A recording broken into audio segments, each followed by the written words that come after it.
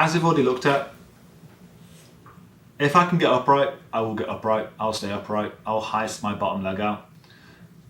If I'm on my back, I have to look at my guards in this way that, do they fulfill the opportunity for me to sweep, sub, and stand? Good guards for me allow me to do all three. I can sweep someone, I can sub them, or I can just stand up. If any of those get limited, normally stand. It's not a full guard for me. I don't, even finishing sweeps are going to be difficult because I'm going to have to get my legs on the floor at some point to be able to get upright. So all I may have is submissions. Look at your guards objectively.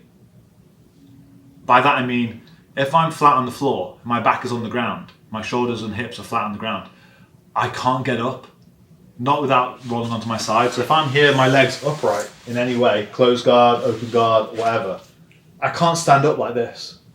And so Naki, in his position here, knows that. He doesn't have to worry about me wrestling up and getting him.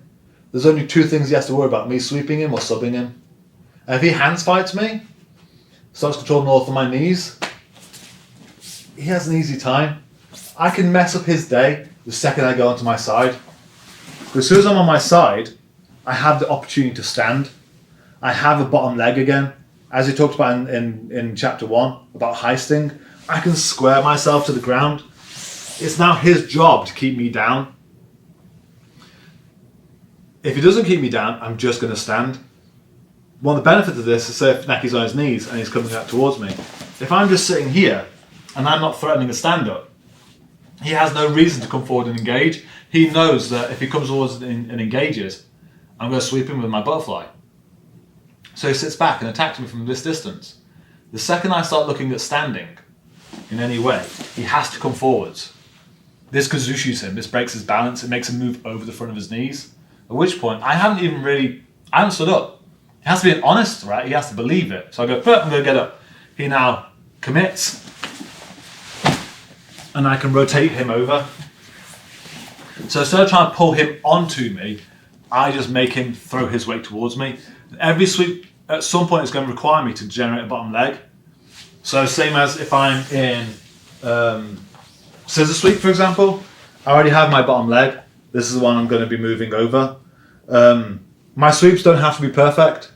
All I have to do is be able to move my bottom leg out. Again, if he's a good white belt and he's keeping himself square to the ground, he's not going to go over. I'm going to sweep him and he's just going to get straight back up again. But he's generated enough space for me to pull my bottom leg out, at which point, applying the same things we talked about earlier, armpits, head and legs, I go for whatever's available and attack him. So don't think your sweeps have to be Instagram perfect sweeps. They're probably not going to be as you climb up the levels against people who don't want to go to their back. Realize that they are space creators to pull your bottom knee through to be able to get up yourself.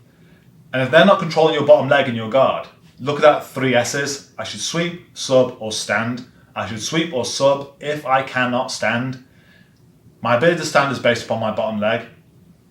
If I've locked up my bottom leg or don't even have one, I cannot stand. If I always make sure I have a bottom leg, so I always have a way of getting up out of guard, I have a more full guard picture and my sweeps are going to be a lot more effective.